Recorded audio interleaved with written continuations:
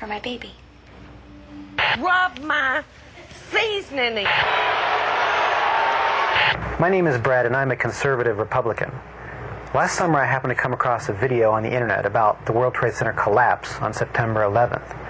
As a kind of demolition hobbyist, I downloaded it and watched it. The title was Painful Deceptions by a guy called Eric Hufschmidt. The video made me angry. I was determined to prove the maker of this video wrong. I purchased DVDs about 9/11 from CBS and PBS Nova, including one made by the Naudet brothers. These were considered the official videos.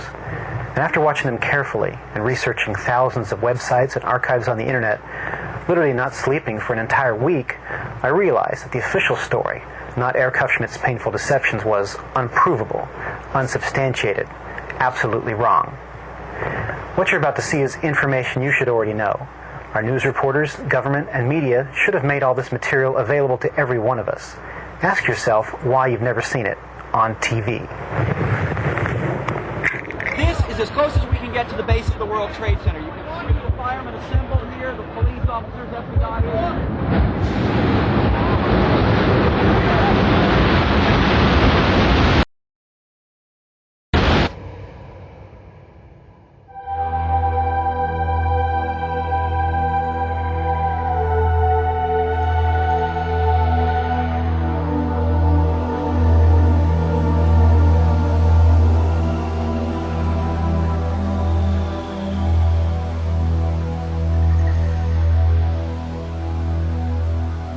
On September 11th, we learned that 4 passenger planes were hijacked and taken radically off course. Within an hour, 2 of the planes had flown into the enormous steel towers of the World Trade Center, creating fires and eventually toppling them.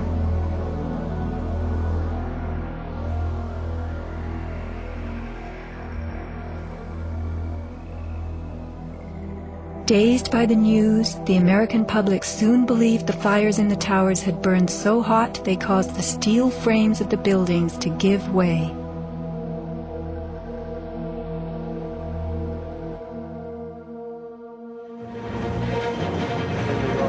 A myth developed, fed by official sources through the media to a bewildered audience. So what was attacked again? He admitted it. Elements of the myth. The impact of the airplanes, gallons of burning jet fuel, steel melting, the buildings failing and suddenly imploding. In a mere 10 seconds, 110 stories hurtled earthward, pulverizing into dust. We ran through the building and went into the... Right from the start, on the street itself, the official story was born. Come out of nowhere and just scream right into the side of the Twin Tower, exploding through the other side. And then I witnessed both towers collapse, one first and then the second, mostly due to structural failure because the fire was just too intense.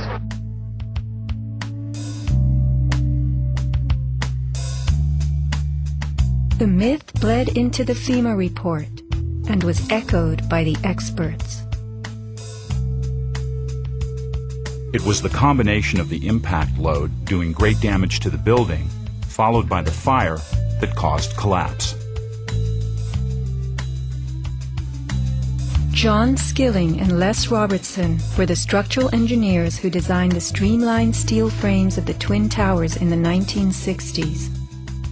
Because a wayward Army bomber flew into the Empire State Building in 1945, the towers were built with skyscraper crashes in mind. The airplane we were envisioning was the largest airplane of its time, flying slowly and low, lost in the fog. We designed the buildings to take the impact of the Boeing 707 hitting the building at any location. But the aircraft that hit the towers was a Boeing 767, heavier than a 707, fueled for a transcontinental flight, and traveling fast. 707s and 767s are comparable. The maximum takeoff weight of a fully loaded 707 is almost 334,000 pounds. As airplanes only carry the fuel load they need, the smaller Model 767s that struck the towers were not, in actuality, maximally fueled or close to their maximum takeoff weight. As for the heat of the fires, listen to the radio communications of these New York City firemen. We got tons. I saw the pockets of fire. We should be able to knock it down 2 lines. Where you know that? 78th floor. We got tons. I saw the pockets of fire. We got tons. Isolated pockets of fire. 2 water lines to knock them down.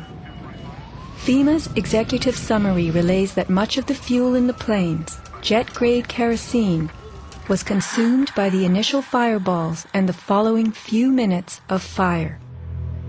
It then tells us that the burning jet fuel spread between floors and ignited the building's contents, causing more fire and generating heat. This was somehow enough to bring down the tower's 47-column steel core, 236 exterior columns, and thousands of steel trusses all at the same time. Watch the tower smoking in the aftermath of the plane strikes. If you have ever tried to light a wood fire, you will know that smoking logs tell you the fire is not burning successfully. Smoke is the sign of an oxygen-starved fire. The Twin Towers stood for over an hour, smoldering but not flaming. During that time, thousands of people were evacuated by way of the stairwells. Others, trapped by debris, stood in the smoke-filled windows and signaled for help. In fact, the towers did what they were built to do. The building was designed to have a fully loaded 707 crash into it. That was the largest plane at the time. I believe that the building probably could sustain multiple impacts of jetliners because this structure is like the mosquito netting on your screen door, this intense grid, and the jet plane is just a pencil puncturing that screen netting. It really does nothing to the screen netting. The towers were built to withstand 140-mile-an-hour gusts produced by winter storms. Anyone in them on a windy day could feel them swaying. The single impact of a jetliner was no more of a blow than the continued battering of a hurricane. I was just putting my stuff away, and all of a sudden we heard a loud crash, and the building started shaking, kind of moving like a wave. New Yorkers were stunned 1 hour later when the first tower fell. To the best of my knowledge, the considerations of the fuel in the airplane in terms of an explosion or a great fire was not considered. Now, we were not responsible for that aspect of the design. Imagine building expressly for airplane impact, but never thinking of the fuel.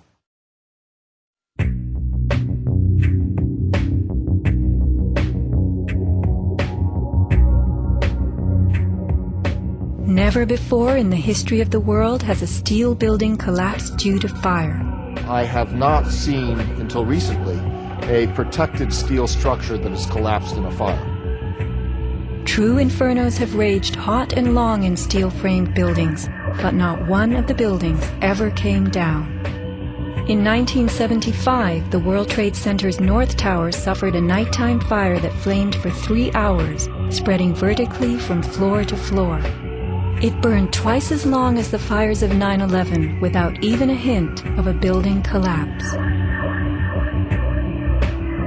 In February 2005, the Windsor Tower in Madrid, a skyscraper undergoing reconstruction, sustained a 20-hour fire. This is what was left, a standing building strong enough to support a crane. Compare a 20-hour inferno to 90 minutes of smoke.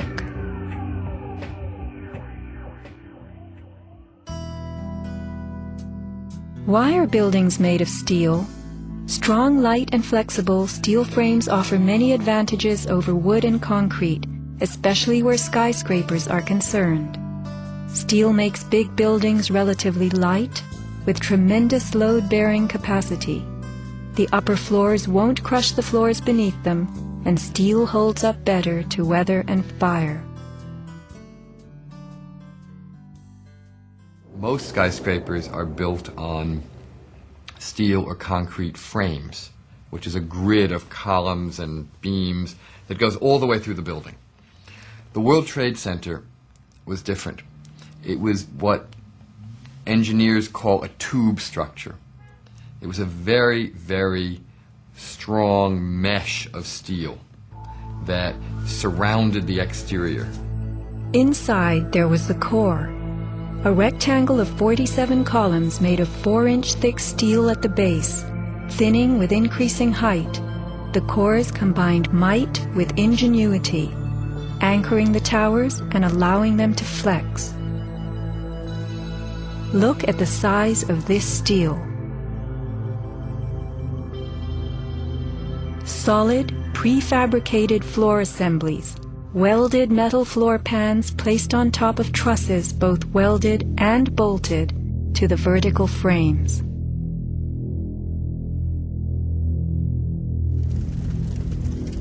The story we were told.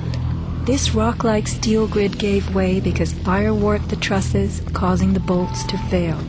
As the trusses sagged and fell, the floors dropped with them. In its 2002 documentary, Why the Towers Fell, PBS creates a video model. Once the trusses fail, the floors they were holding cascade down with a force too great to be withstood. The result is what's called a progressive collapse, as each floor pancakes down onto the one below. What remains standing? The tall, indestructible core. Why does PBS fail to explain the complete disappearance of the Twin Towers' cores?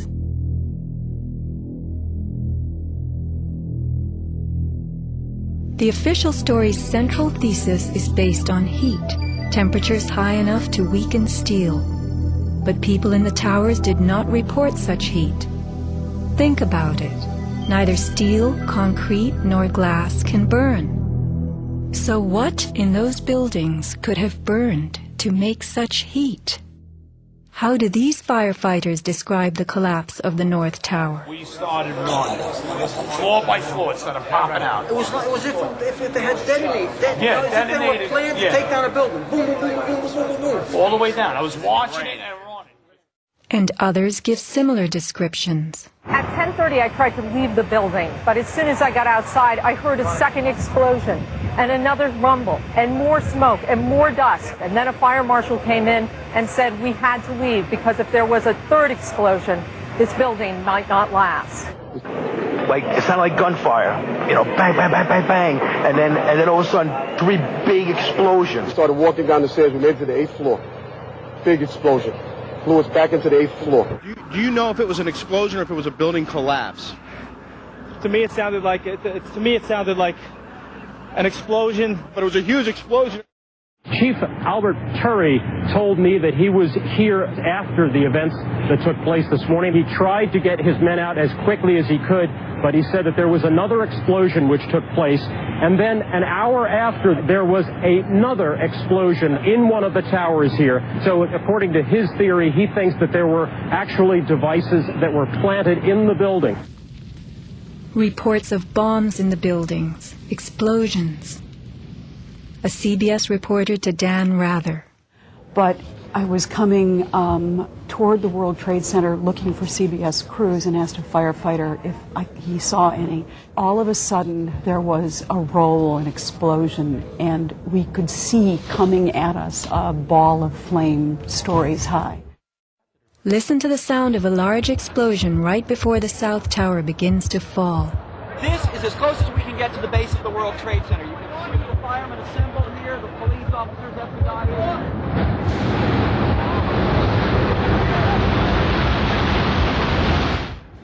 Sound reaches us after what we see.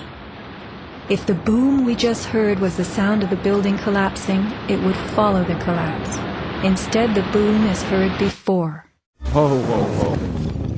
bring it back.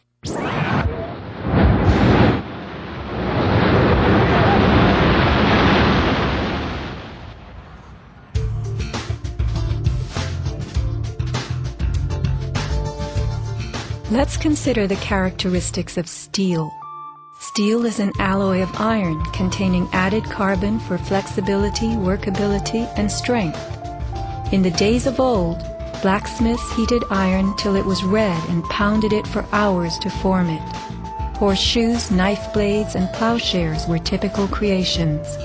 Steel was introduced in the mid-1800s, and by the end of the century, with the advent of the blast furnace, found widespread commercial use. A blast furnace is known as a controlled environment. High temperatures are reached as oxygen is pumped into a closed space. How and when does steel melt? Steel melts at temperatures of 2750 degrees Fahrenheit and above, attained only in a blast furnace or when a powerful incendiary such as thermite is used. Steel or any substance that is burned will never become hotter than the temperature of the fire or heat applied to it. An open-air hydrocarbon fire reaches a maximal temperature of some 1200 degrees Fahrenheit in a dirty or uncontrolled burn, characterized by red-orange flames. Red-orange flames are what we saw on September 11th. Even the fireball caused by the plane strike was red-orange.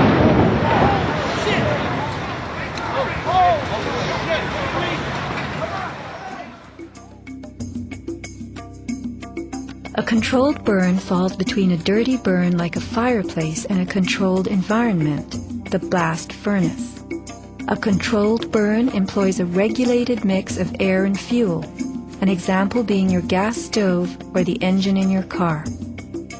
You can fire up your gas stove all day long, making soup, roasting a duck, or simmering a stew. Made of steel, your stove will not melt, and nor will your pots and pans. This is a kerosene heater designed for use in any ordinary house. The heater runs on jet-grade kerosene contained in this tank. Made of steel, the heater can operate all night and all day. The kerosene fumes ignite and burn inside it, never causing even the smallest part of this heater to weaken or melt.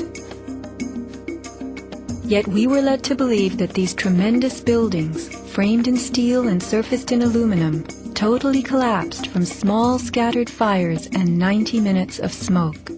Take note of these hurtling beams, thrown laterally outward as the tower comes to earth. Would fire have the strength to eject such huge hunks of metal? MIT engineering professor Thomas Eager's 2001 paper is officially considered the academic standard for explaining the World Trade Center collapses.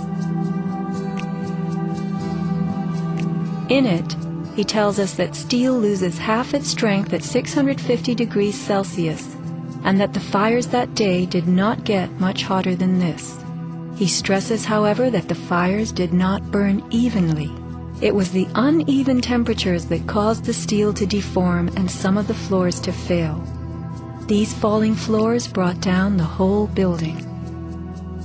While it was impossible for the fuel-rich diffuse flame fire to burn at a temperature high enough to melt the steel, its quick ignition and intense heat caused the steel to lose at least half its strength and to deform, causing buckling or crippling. This weakening and deformation caused a few floors to fall, while the weight of the stories above them crushed the floors below, initiating a domino collapse. In plain language, straight from MIT.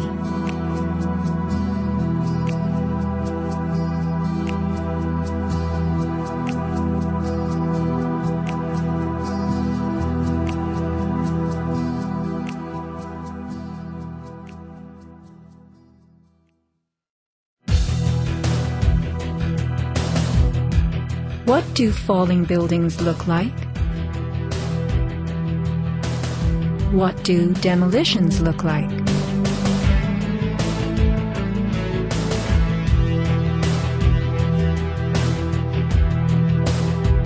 We are seeing typical implosions, characterized by gutting a building's base and then pulling it into itself.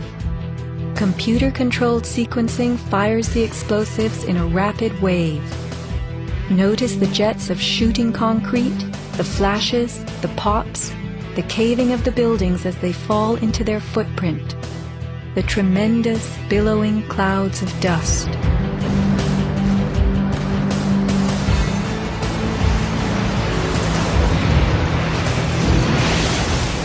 Now let's look at the collapse of the Twin Towers.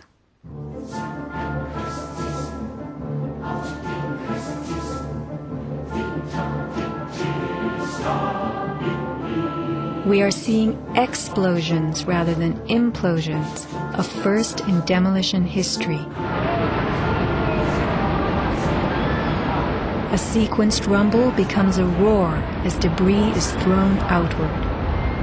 The damage is not contained. Even the windows are blown from neighborhood buildings. What kind of energy enabled this? Would fire hurl metal and concrete sideways into the air? Here, a 600,000-pound chunk of steel, twice the weight of a Boeing airliner, was flung 400 feet, wedging itself deep into 3 World Financial Center on Vesey Street. A FEMA photographer taking pictures of Ground Zero wondered why so many steel beams were jutting from neighborhood buildings. Watt shot pieces of the towers all the way across the street.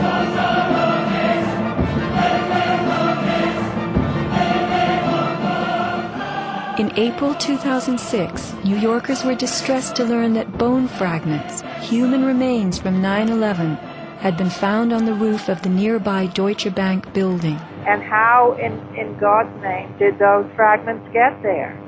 It surprised me that there was still bone fragments or human remains that had not been discovered. How is it possible that after 5 years they're finally looking on the rooftops of the Deutsche building? I mean, that's crazy. And bone fragments less than a centimeter long. How could they be so small?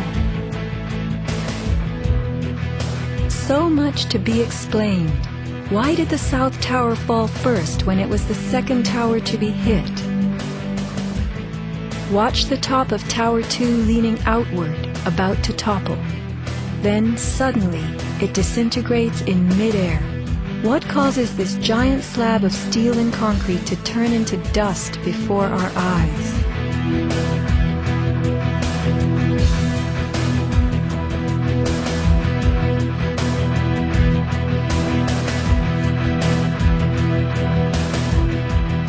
Watch both buildings collapsing straight down, directly into the path of most resistance, which is all the floors and all the mass of the building itself.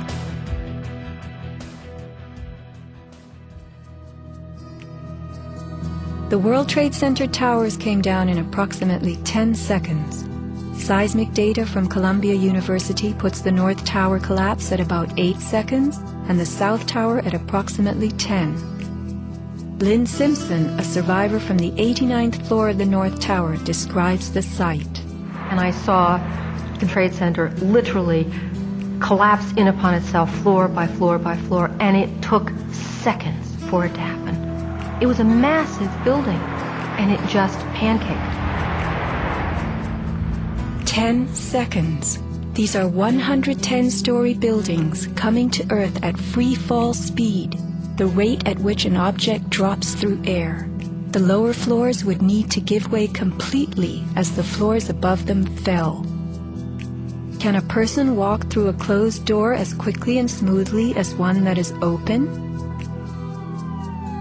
A 10-second collapse means the upper floors encountered no resistance from the undamaged floors beneath them. Watch the demolition wave rushing straight down.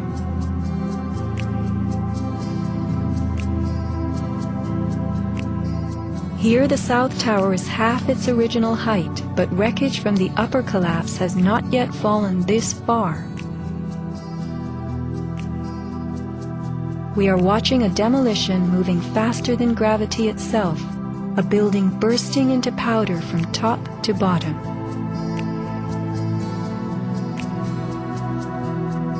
Here, the core of the North Tower finally gives up. 700 remaining feet of giant steel columns, among the strongest ever erected. What force acts upon the core to make it all of a sudden disappear? Eric Hufschmid, author of the book Painful Questions, is a metal-cutting software engineer. The floors of the World Trade Center towers were on three-dimensional mesh of steel beams. You have to keep in mind now the floor is about an acre in size. There are thousands of joints all over it. In order for the floor to fall down, thousands of joints would have to break simultaneously. And then if you look at the speed at which this came down, less than 10 seconds, you blink your eye and thousands of joints just popped somehow.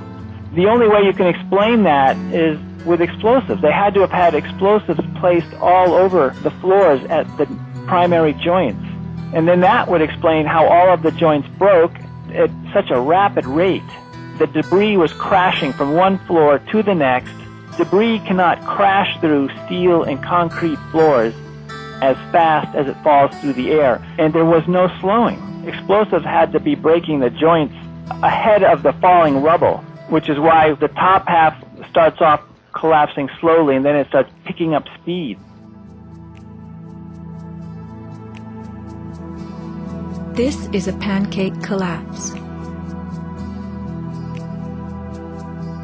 Why don't we see piles of floors at ground zero?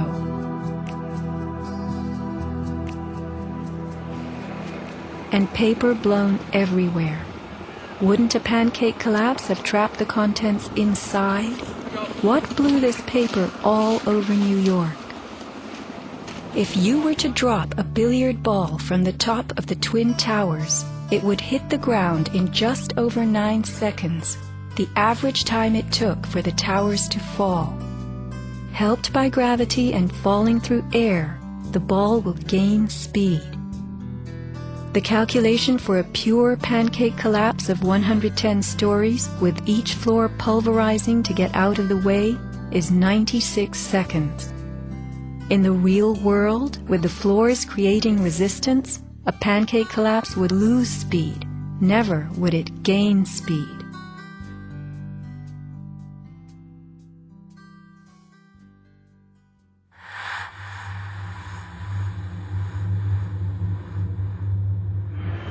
The airplane struck the towers high above the ground. But down in the lobby of the North Tower, marble facing flew off the walls, the windows shattered, all the glass blown out. Right away, a guy from the Port Authority told him the damage is somewhere above the 78th floor. But all you had to do was look around. It was obvious. Something had happened right there in the lobby. You just saw that all the windows were blown out. The lobby looked like the plane hit the lobby. Like the plane hit the lobby. What caused so much wreckage in the lobby?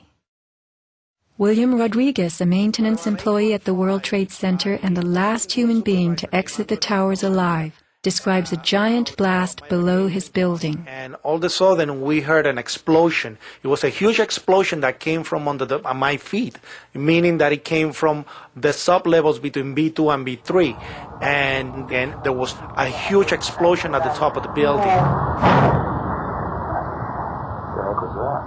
You could hear the difference from the bottom and all the way through the top. The one from the top, which was actually seconds after, was heard very far away. The one at the basement was pretty loud, and you felt your actual feet moving with the floor. The tremor that is sent through the floors, that the walls cracked and the false ceiling totally collapsed. And that's when a person named Felipe David came running into our office saying, "Explosion, explosion, explosion." And when I saw him, he has all his skin pulled from under his armpits and missing pieces on his face. An explosion deep down in the tower before the plane crash 95 floors above. Others lived to report enormous explosions below the towers.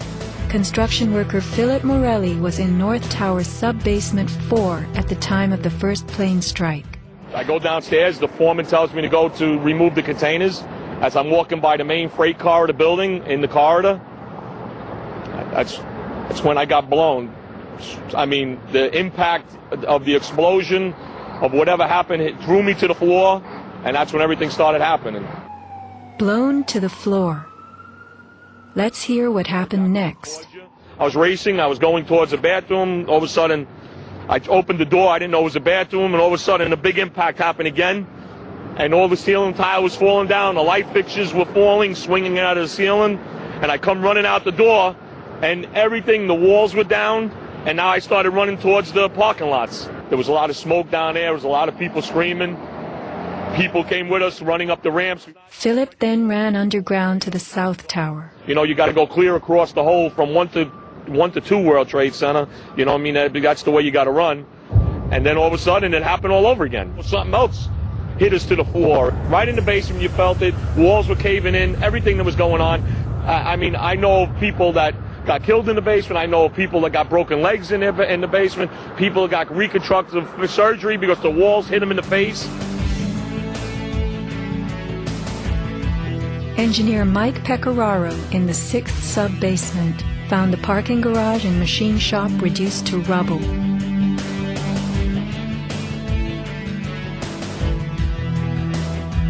Rescue firemen and civilians spoke of hearing explosions throughout the towers.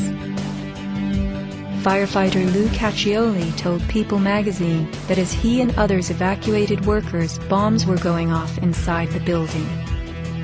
Explosions stalled elevators and filled entire floors with smoke and debris. An eyewitness who said there was an explosion on floor 7-8.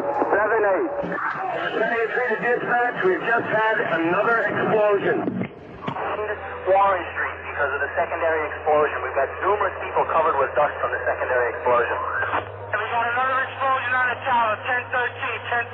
Tower 2 has had a major explosion and what appears to be a complete collapse surrounding the entire area. Who's involved in the secondary explosion?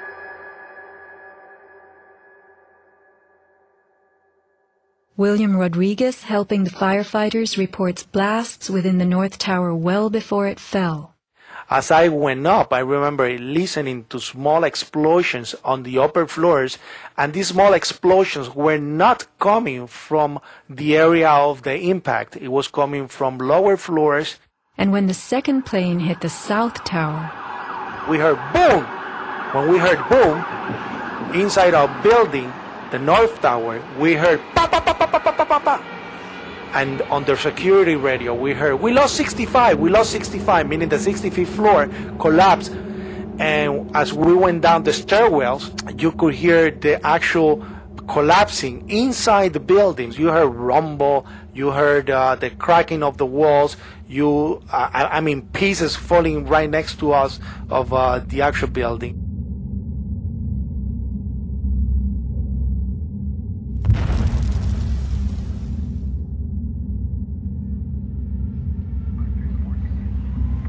What happened at the base of the towers just before they came down? Smoke appeared at street level.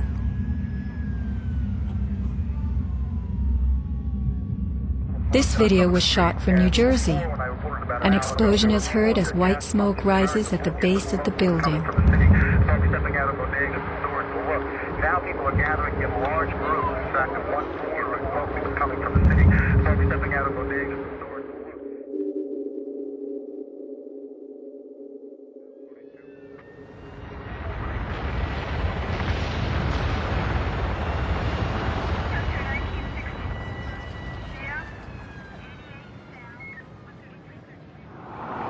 Watch the camera shake on its tripod as a large energy source rocks the ground.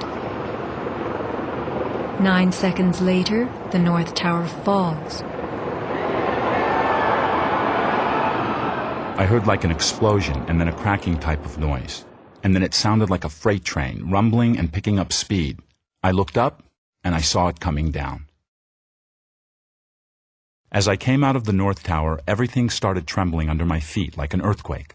The only thing I saw was a fire truck. I ran towards the fire truck and slid right under, when the building started to collapse right on top of the fire truck.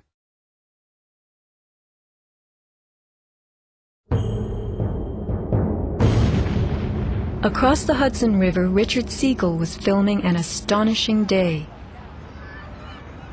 The sound meter of Richard's camera caught something very significant. Adjusted for the distance involved, as sound travels more slowly than what we see, the camera registered multiple explosions in the towers. Here is the South Tower record. Then the building fell.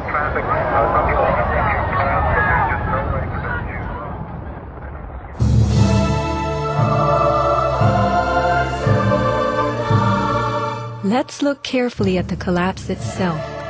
Notice the puffs of concrete issuing from the sides of the building well ahead of the collapse wave. Called squibs in demolition language, these are actual explosives, charges firing visibly through the exterior as gravity pulls the building down.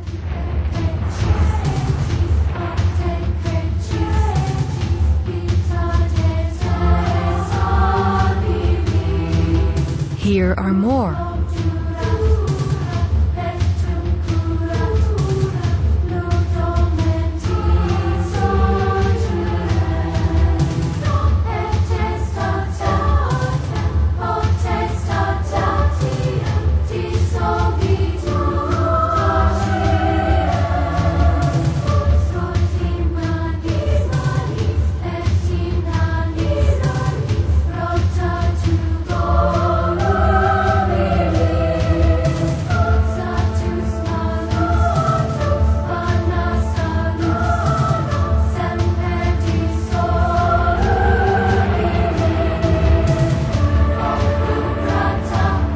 Shattering from the top, engulfed by banana peel plumes, these were no ordinary implosions. The Twin Towers each consisted of 3 multi-story buildings set on top of one another. To sustain the weight of so many floors, the sky lobbies had to be extra heavily reinforced. Watch a big squib coming from the sky lobby band.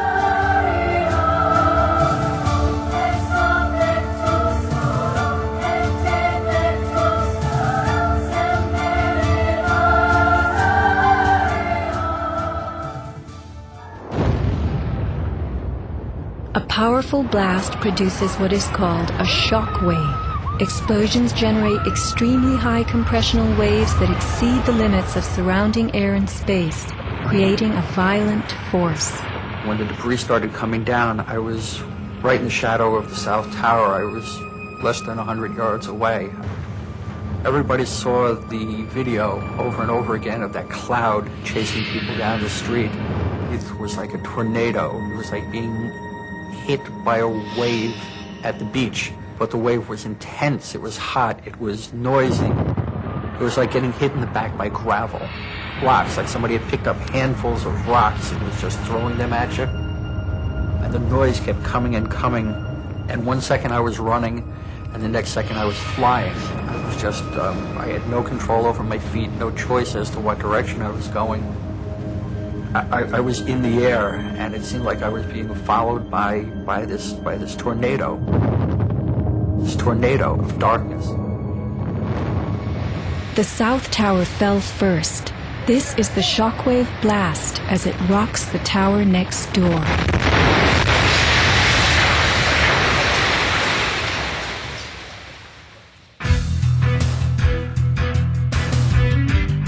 As the buildings fell, they darkened Manhattan, filling the air with billowing clouds of dust and ash.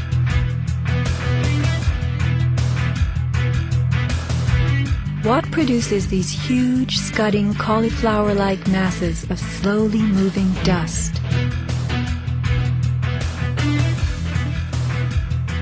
True, a 110-story building has just been reduced to 1 million tons of rubble. But is there anything in our experience we can compare it to? A volcano.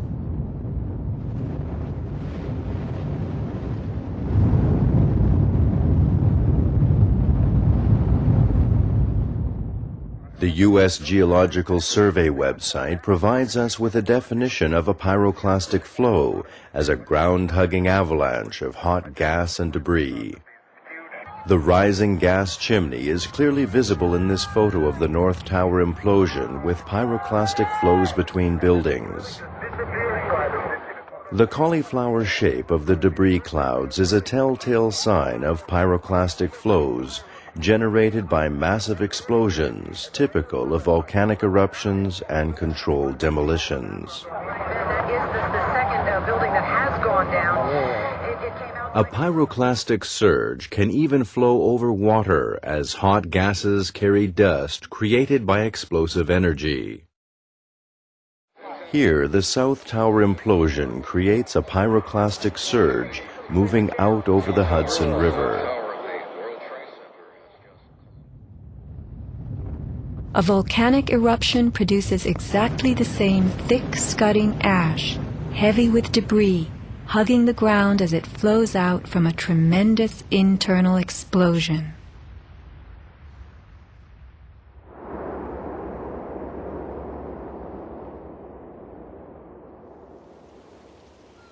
On the southern tip of Manhattan, surrounded by water, huge retaining walls were built below the World Trade Center to hold back the ocean and Hudson River. The bathtub, as it was called, held 7 levels of parking garages, maintenance rooms, and the New Jersey Path train station. After September 11th, the 3-foot-thick slurry walls were found to have shifted up to 18 inches inward. These walls are coming in. These walls hold back the river. So if these walls cave in, this place is going to get flooded out by the river. Let's think about this. A pancake collapse should have left the foundations in place. They had always borne the weight of 110 floors. But something happened in the sub-basements to disrupt them. All the collapse had gone down to track level. So we had 60, 70 feet of wall, totally unsupported. What kind of force could have dislodged so many stories deep underground?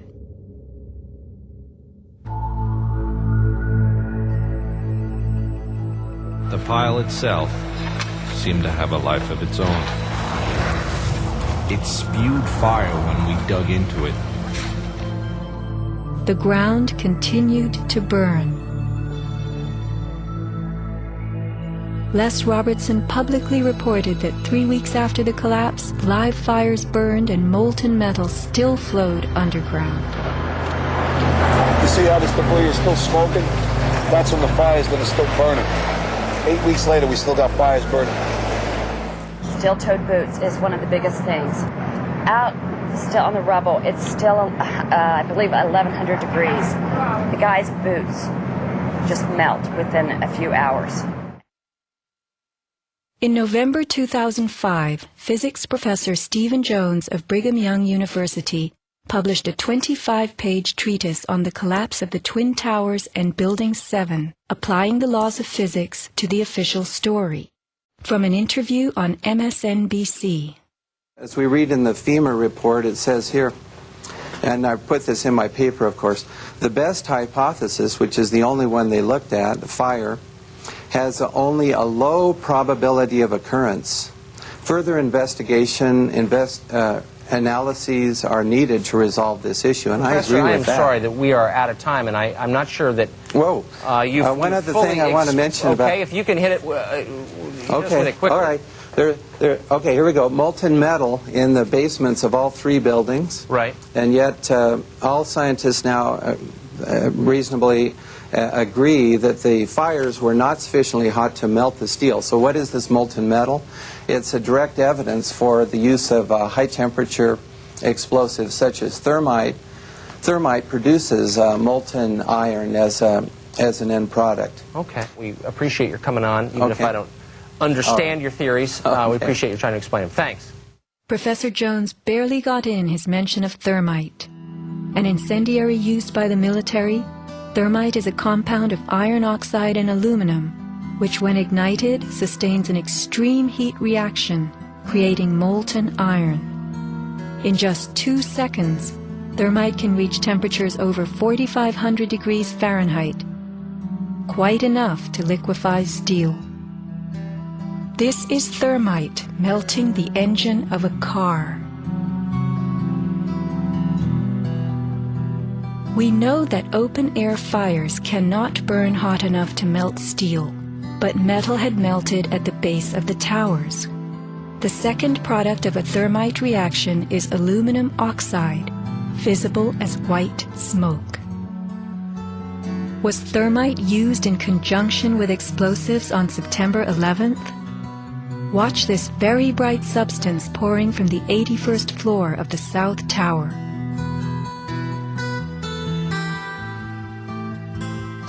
And white smoke appeared at the base of the building.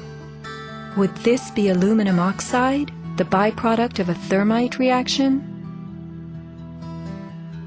Appendix C of the FEMA report describes sulfur residues on the World Trade Center steel. The New York Times called this the deepest mystery of all. Sulfur slightly lowers the melting point of iron, and iron oxide and iron sulfide had formed on the surface of the structural steel. Sulfur used with thermite is called thermate, producing even faster results.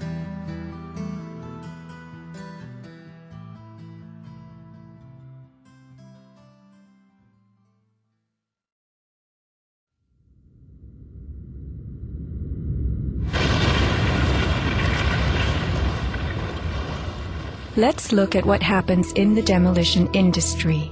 Taking down large structures requires preparation. Powerful explosives and heavy equipment are used in advance to weaken the foundation and bottom sections of a building before additional explosives and gravity bring the rest of it down. The words of a senior blaster. We blow the basement, all the columns in the basement. Then we crack it up at the top to get it started. We go every other floor, all the way down. Every explosive has a timer on it, that's why it's controlled. When the columns go, each floor goes down and impacts the one below and keeps going. Here's what demolition experts use in steel-framed buildings: the linear shaped charge. It's a chevron-shaped or V-shaped charge that you can focus at a specific target, and it's lethal. It generates around 3 million pounds per square inch pressure at a speed, depending on the explosive inside the shaped charge, in excess of 27,000 feet per second.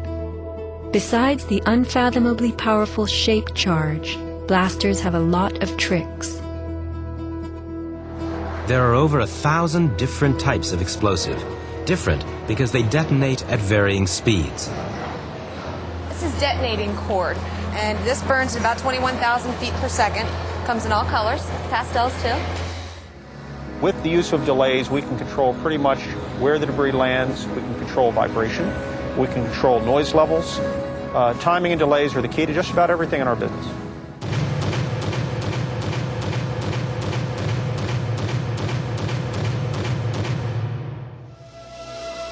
And what is the result? The thing that pleases me is the fragmentation and the control.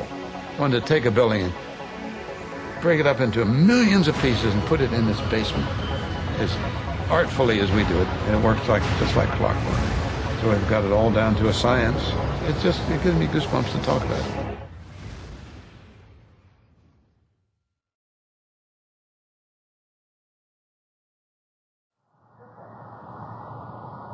Were the underground explosions intended to blow out the Twin Towers' basements, followed by blasts heard inside the buildings of shaped charges slicing the core? Because of the secondary explosion, we've got numerous people covered with dust from the secondary explosion. Demolition pre-weakening usually takes place well in advance of the final blast, but at the World Trade Center, critical prep work might have had to occur in a very compressed time frame in the panicked aftermath of the plane strikes.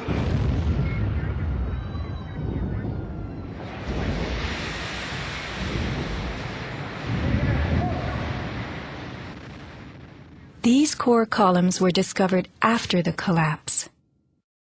The angled cut occurs in exactly the manner that shaped charges slice through steel beams to control the way they fall. Notice the hardened once-liquid metal. Was thermite used with the shaped charge? The job of the shaped charge is to cut steel H-beams. The way we do this is by cutting the beam at an angle, which through a series of beams cut at the same angle will tend to make the building shift over and walk. Let's look at the rubble of two 110-story buildings brought to the ground. In a 7-story crater lie nearly 2 million tons of debris. Had the basements not been blown out, where would 2 million tons have gone? Heaped on the ground, ready to slide and spill? The art of controlled demolition.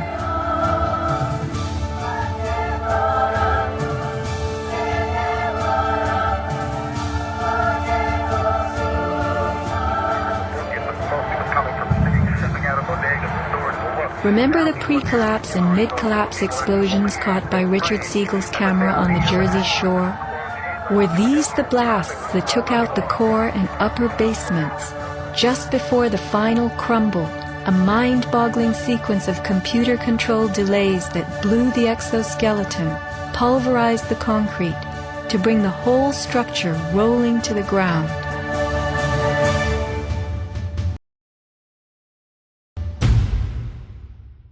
Was this the story of that day?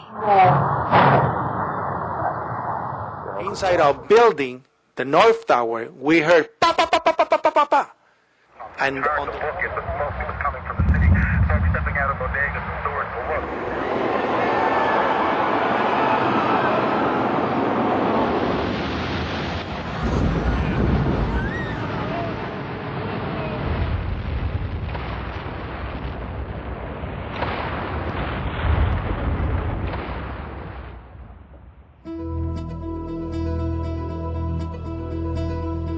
Some people appear to have known the imminent future on that fateful day.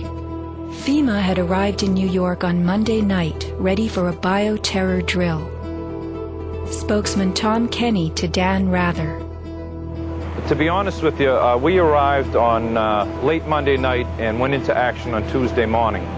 And not until today did we get a full opportunity to work the entire site other than the spot at Church and Day to which we were deployed. And Rudy Giuliani, mayor of New York, tells ABC's Peter Jennings that he was aware the towers would be coming down. What is going on now is a massive rescue effort. Do you believe it's hundreds or thousands? I really don't. I really don't want to say right now, Peter. I think it's going to be a horrible number. I saw people jumping out of the World Trade Center. I saw some of the firefighters who I know going into the building. And we were in a building in which we were trapped for about 10-15 minutes. And we set up headquarters at 75 Barclay Street, which was right there with the police commissioner, the fire commissioner, the head of emergency management. And we were operating out of there when we were told that the World Trade Center was going to collapse. The World Trade Center was going to collapse. It was going to collapse. It was going to collapse. Similarly, Larry Silverstein, new leaseholder of the World Trade Center, regretfully declared that a decision was made to pull Building 7 by the end of the day, the last structure added to the World Trade Center complex. Let's hear Mr. Silverstein's actual words, delivered for our benefit in the 2002 PBS documentary America Rebuilds. I remember getting a call from the fire department commander telling me that they were not sure they were going to be able to contain the fire. I said, we've had such terrible loss of life. Maybe the smartest thing to do is pull it. And they made that decision to pull, and then we watched the building collapse.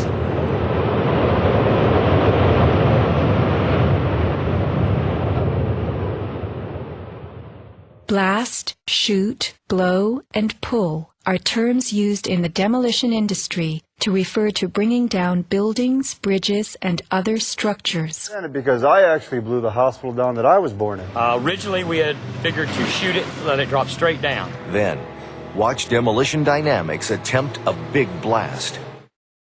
And from Ground Zero's own post-disaster wrecking crew. By mid-December, the Department of Design and Construction had leveled World Trade Center buildings 4 and 5. Hello? Oh, we're getting ready to pull building 6.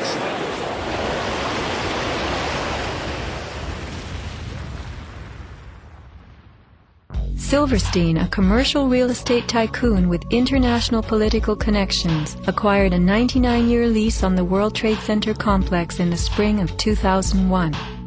Throughout the summer, he reworked the insurance policies on his new property, making sure that it was covered for acts of terrorism. Explicit in the lease agreement was Silverstein's right to rebuild the complex if it were destroyed.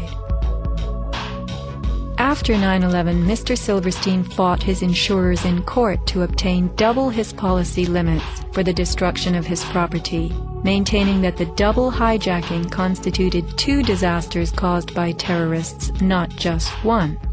He won and was awarded over $7 billion, a magnificent return on his original $15 million investment. My first reaction is to think about the families of those people, the tragedy, the magnitude of it. However, I firmly believe that we should rebuild.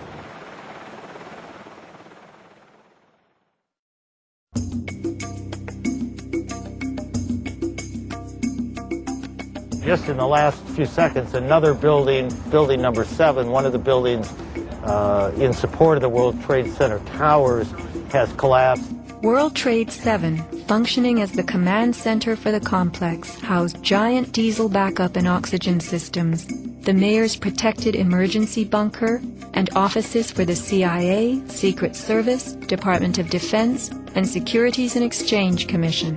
Its other tenants were insurance companies, brokerages, and banks. No plane hit Building 7, but at 5:20 p.m. on September 11th, it collapsed in a heap on the ground. Some damage to Building 7 is said to have been caused by debris from Tower 1. Though this New York Times article tells us Building 7 burned like a giant torch, the only visuals that exist are of unidentified smoke and a few small fires. Compare this to the wallops sustained by World Trade Center 3, 4, 5, and 6. Positioned right below the towers, damage to the surrounding World Trade Center buildings was infinitely worse. Still, the structures held up. But somehow, rescue workers knew that Building 7 would fall. You hear that? Keep your eye on that building. It'll be coming down soon. A 47-story skyscraper, Building 7 folded neatly in 6.5 seconds, a textbook descent right into its footprint. Silverstein Properties now tells us that its owner was referring to the team of firefighters inside the building when he spoke of the decision to pulling the firemen out of harm's way.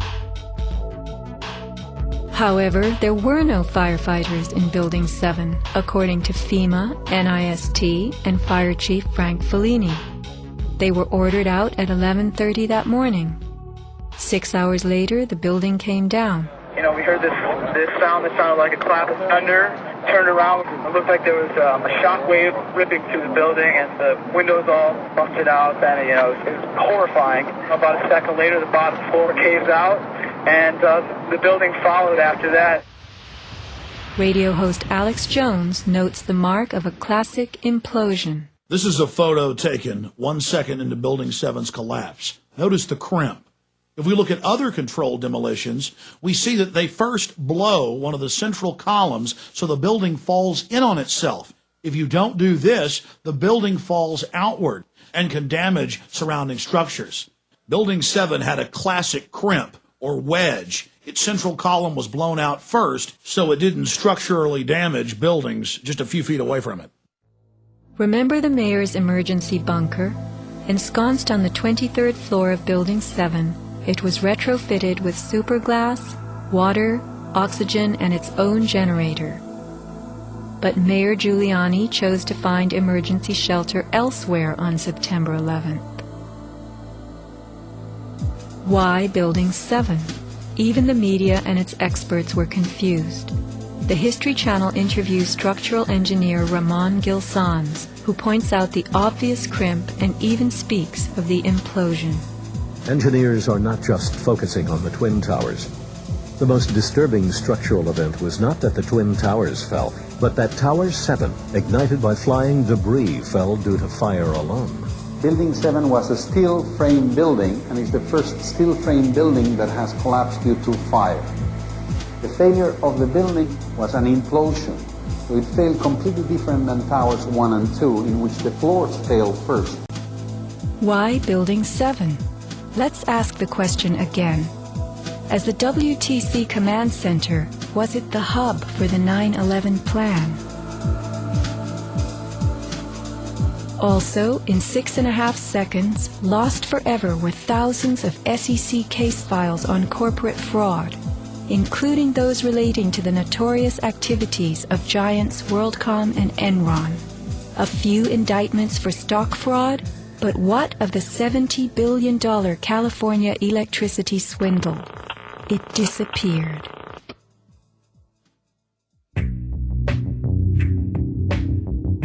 No one died in the collapse of Building 7.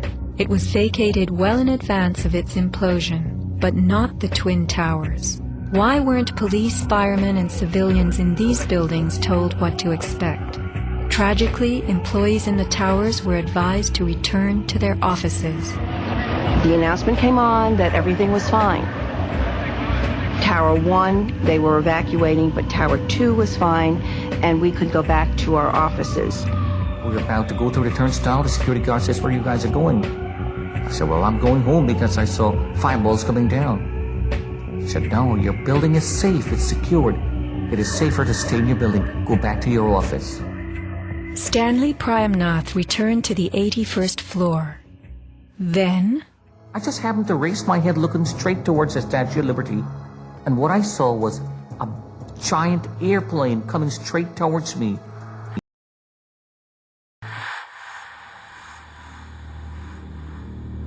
the South Tower was hit between the 78th and 84th floors. Trapped on the 81st floor by crushing debris, Stanley was rescued by Brian Clark. Slowly and painfully, they made their way down a stairwell to freedom.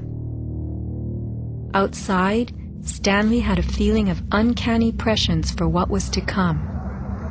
And we peered through the railing up through the trees at the tower, and Stanley said, "You know, I think that tower could come down." And I don't know why I'm telling this man this building is going.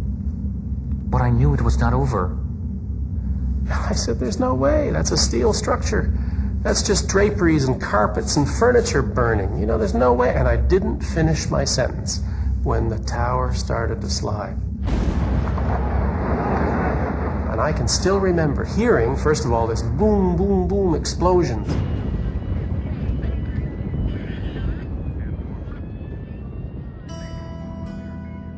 Not all were blessed with intuition or foresight. Joseph Milanowicz reached his son Greg by cell phone. Greg at that time, I could tell by his voice, was scared. He said to me, "Dad, can you get in touch with someone and tell them that there's about 20 of us on the northeast corner of the 93rd floor."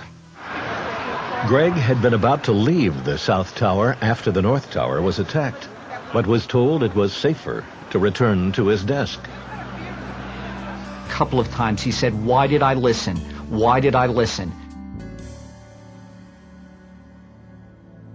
Who was a director in the company that provided electronic security for the World Trade Center and Washington's Dulles Airport, both involved in September 11th? None other than the president's younger brother. From 1996 to 2000, SecureCom installed what was referred to as a new security system at the World Trade Center. Wirt D. Walker III, a cousin of the Bush brothers, was CEO of SecureCom from 1999 until 2002. Interestingly, these facts have not been made public. Was it only a security system that was added during those years, or was it also the wiring for a long-awaited plan? Scott Forbes, an IT specialist in a firm that had leased space in the South Tower since its erection, reported an unprecedented power down in his building for almost the whole weekend prior to 9/11. We were notified 3 weeks in advance of the power down by the Port Authority. That was relatively short notice to plan to shut down all of our banking systems. It was a big deal. It was unprecedented. We had a data center on the 97th floor, so our originating servers were all there. During that weekend, the power down meant that there was no security. The doors were all open, basically. And also the security video cameras were all off. But they were guys in overalls carrying huge toolboxes and reels of cables walking around the building on that weekend. Employees were notified that internet cables were being upgraded. But who were the strange workmen, and what were they really doing? All the power was shut down. If there was a power down, that meant that everything was gone in terms of security, in terms of access to the building, so anybody could have gone there and do any kind of setup.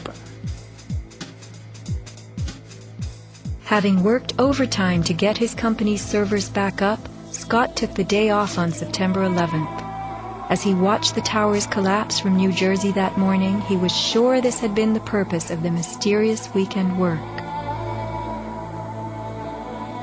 Scott notified many authorities, including the 9/11 Commission, about the unusual and lengthy power outage, but was ignored. Ben Fountain of Fireman's Fund spoke of unusual evacuations ordered at the Twin Towers during the weeks before September 11th. Others reported that the security alert was inexplicably lifted 5 days prior and bomb-sniffing dogs were removed. What would the dogs have discovered had they remained on duty?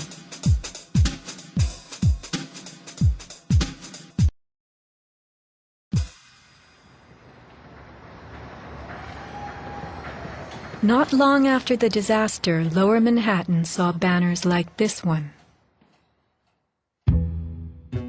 Although they were idolized as cathedral-like symbols of power and triumph that pierced the New York skyline, the Twin Towers were big money losers for the Port Authority of New York. They cost millions a year to equip with the basics: electricity, water, heat, air conditioning, sewage, and even oxygen, being airtight. As modern communications connected traders from all corners of the globe, tenancy in the Twin Towers continued to drop. The towers presented another problem. Decades ago, their steel beams had been sprayed with fireproof asbestos, a cancer-causing material banned from use in building in the mid-1980s. Although the World Trade Center complex was given several waivers, it was expected to clean up its act. But to remove the asbestos from every supporting beam in the Twin Towers would have been almost undoable. Quotes for this cleanup ran over $1 billion, and no insurance company was willing to bear the cost. An urban renewal project of unfathomable proportions. Given the tower's issues and problems, September 11th proved an unexpected bonanza.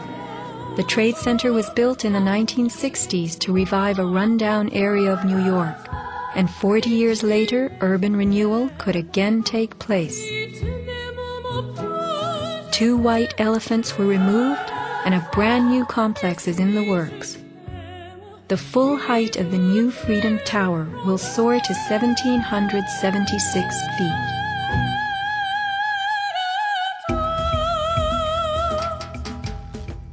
The suffocating dust that engulfed Manhattan was much more than dust. It was pulverized concrete, glass, metals containing lead, mercury, dioxins, benzene, and of course asbestos. None of that was healthy for any living thing. Today, thousands of rescue workers have developed lung cancer and serious permanent health conditions. And the rescue dogs continue to die. What you had was a ground-level municipal incinerator that smoldered for months, burning up the most heavily computerized building in the world.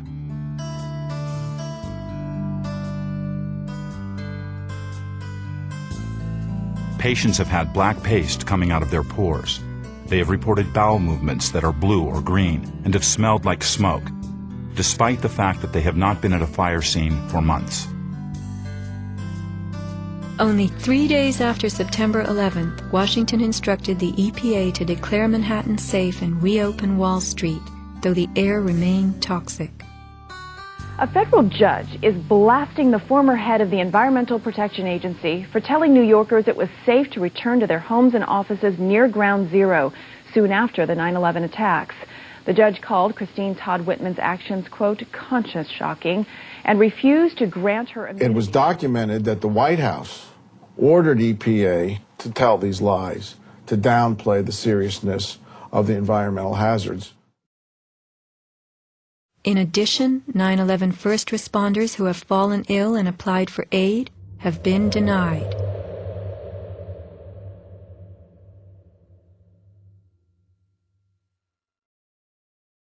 Asbestos plays a part in the myth of why the Twin Towers fell on September 11th.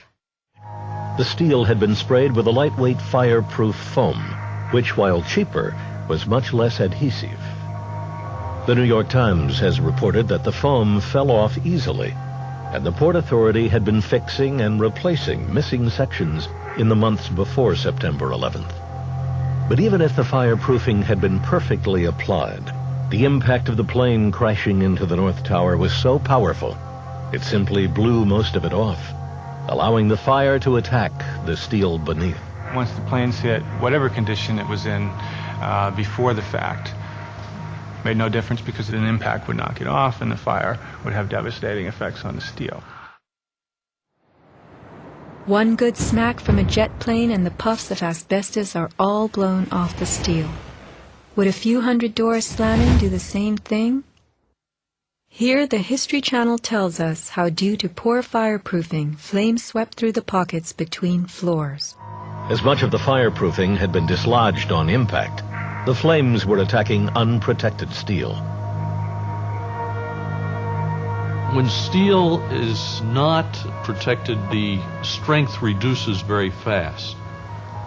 When you get to about 1100 degrees Fahrenheit, you lose about half the strength of the steel. The fire inside the towers may have reached temperatures of 2,500 degrees Fahrenheit. The New York Times has reported what happened to those steel floor trusses then. The steel did heat up and it became softer and softer, almost like licorice. And eventually, all the steel had been weakened in this zone. 40 years ago, the steel used to build the World Trade Center was certified by Underwriters Laboratories, a global product compliance and public safety guardian. Let's hear a lone voice that spoke out from this enormous company. My name is Kevin Ryan, and I'm formerly a manager at Underwriters Laboratories. I was fired from my job 5 days after sending a letter to a government scientist at the NIST questioning the report that the NIST had recently released in October of 2004. I wrote this letter because I had serious questions about what I saw in the report. Those questions went back to September of 2001 when UL's CEO came to our location in South Bend. He told our entire staff that the World Trade Center steel had been certified by UL, and he said that we should be proud of how long the buildings had stood. Over the next 2 years, I did some research and found some very disturbing facts, including that the steel had been disposed of in an unprecedented manner. Once I discovered those facts, I sent a written question to UL CEO asking him about these things and what he was doing to protect our reputation as a company. He replied in writing to me that UL did, in fact, test the steel. He talked about the quality of the sample and how well it had performed in the tests. And he said that our company had tested the steel and that it had done beautifully. After that, he asked me to be patient and wait for the NIST report because UL was working closely with them. I saw this report in October of 2004, and in November, I sent my letter to NIST asking for clarification. I felt it was an obligation on my part to ask the questions, since no one else seemed to care to. After the 1993 bombing, the fireproofing in both buildings was updated considerably. But when you look at the NIST report, you don't see any testing that showed that a 767 would widely dislodge the fireproofing under any impact, let alone so far from the point of impact. So now we've been left with a new theory that is not really a theory at all, but only a collection of vague statements. The NIST report represents what can really only be called anti-science. They started with their conclusions and worked their way back to some leading hypotheses.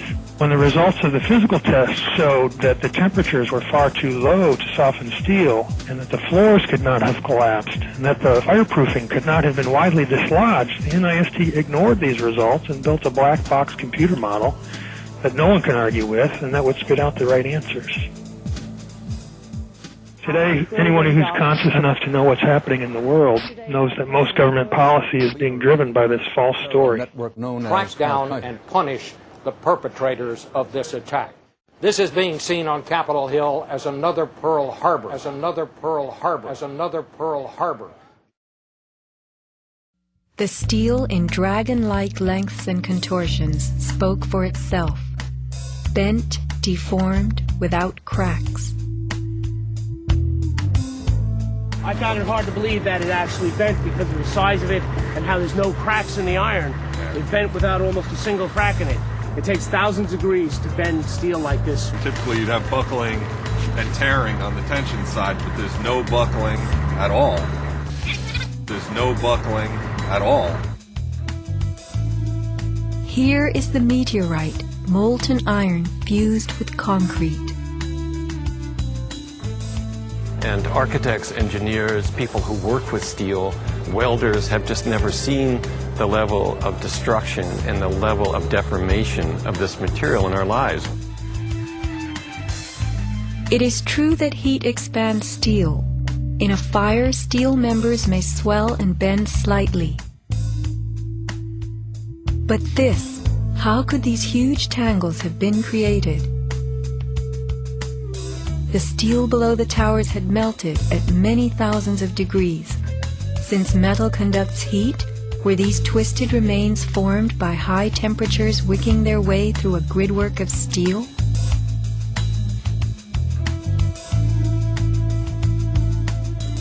Explosives also deform steel. As they fire, gas pushes outward. The force of the gas can easily bend a large steel column.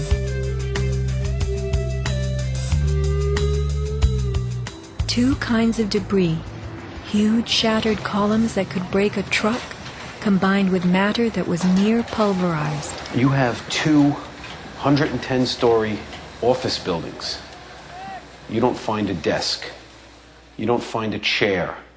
You don't find a telephone, a computer.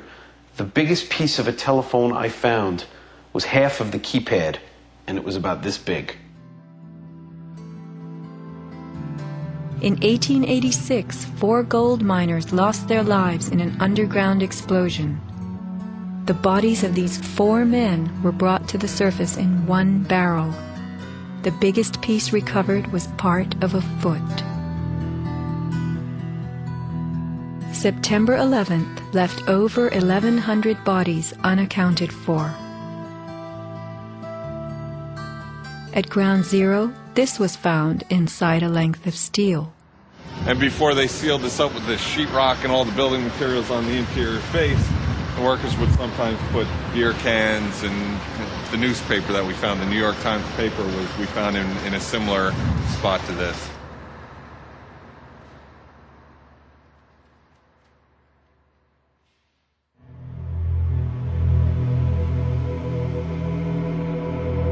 Secrets cannot be kept forever. Just as that newspaper from 1969 revealed itself to us decades later, we will someday know the inside of September 11th. The reasons for the staging of such a production go far back into time. Insurance policies covered nearly everything in the World Trade Center that was destroyed. But what if certain commodities could be removed in the nick of time?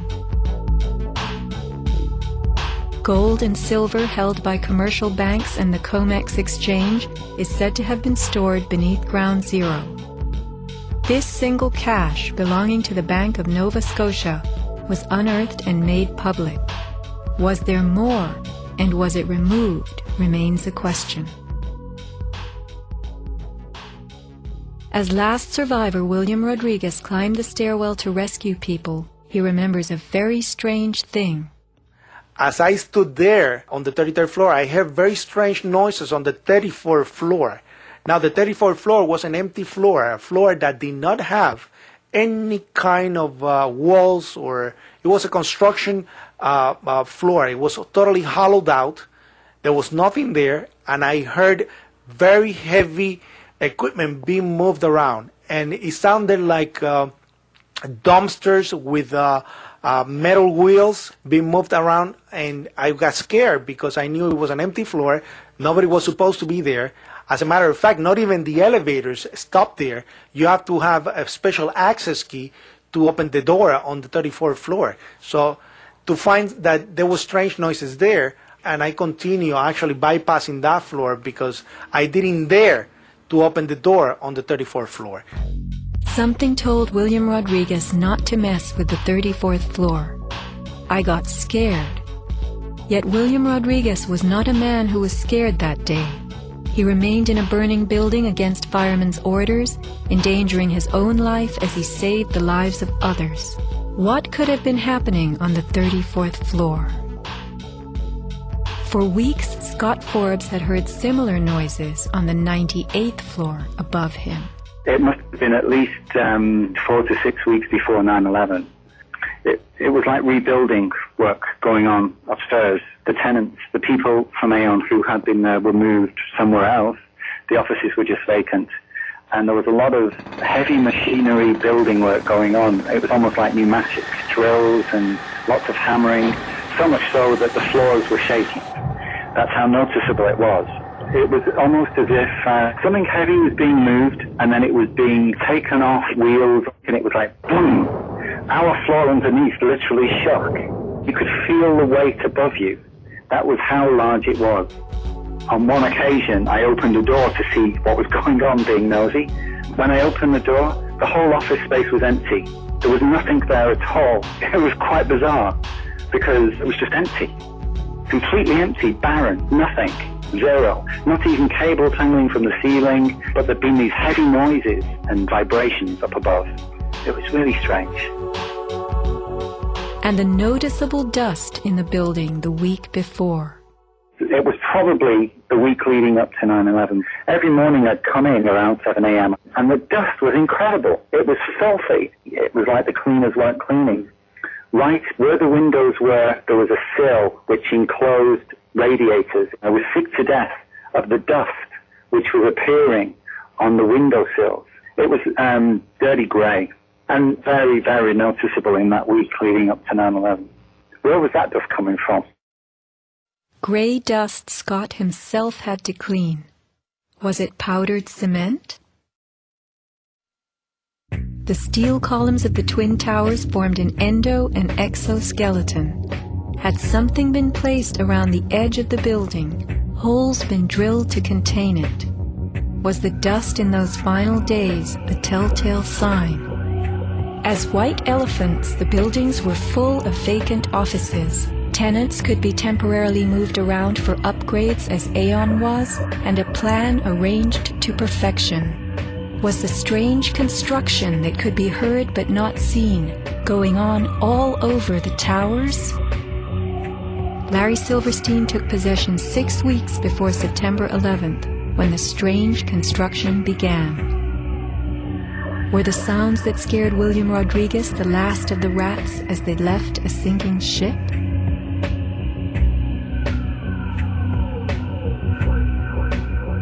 By taking a day off, Scott Forbes saved his life. This woman was not so fortunate. She is 9/11's Iphigenia, calling soundlessly to people who could not help her. Christopher Hanley trapped with 100 people on the 106th floor of Tower 1. Fire Department 408, where's the fire? Yeah, hi. I'm on the 106th floor of the World Trade Center. We just had an explosion up here. What building are you in, sir? 1 or 2? 1 World Trade. All right. Yeah, there's smoke, and we had about 100 people up here. Sit tight. Do not leave, okay? There's a fire or an explosion or something in the building. All right? I want you to stay where you are. Yes. Kevin Cosgrove trapped on the 105th floor of the South Tower. There's smoke right there, 105, 2 power. It's really bad. It's black. It's iron. My wife thinks I'm all right. I called her and said I was leaving the building. I was fine, and bang. The three of us, 2 broken windows. Oh, God!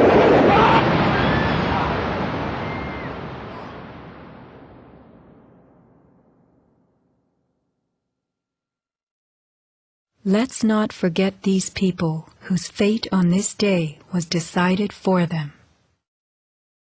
As we know, secrets cannot be kept forever.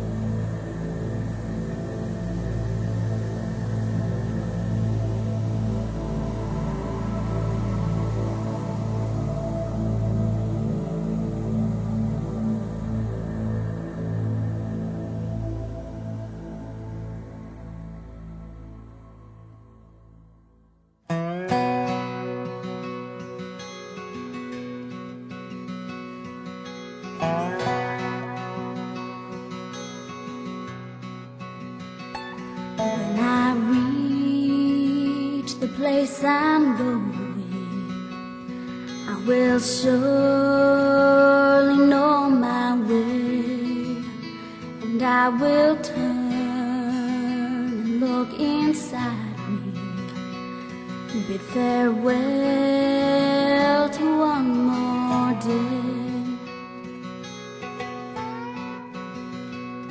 Every light begins with darkness.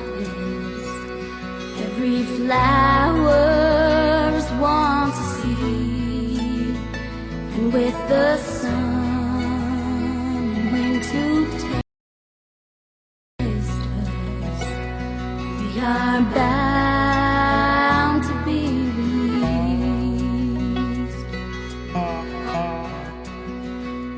I will fly beyond this valley.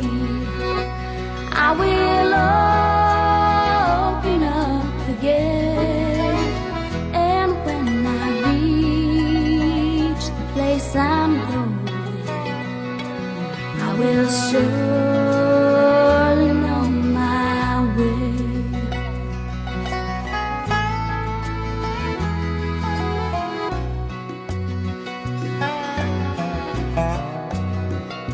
We have hands to hold our sorrow. We have tears to heal the pain. And though your eyes ask many questions, on your lips I hear my name. I was born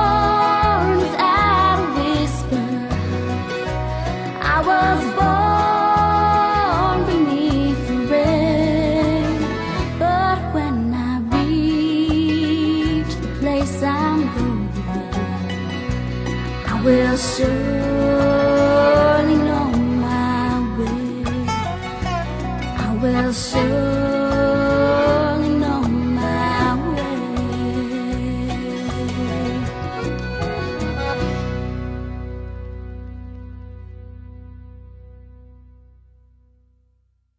So are you tired of editing? Me? Yes. No. Are you filming me? You are, huh? Mm-hmm.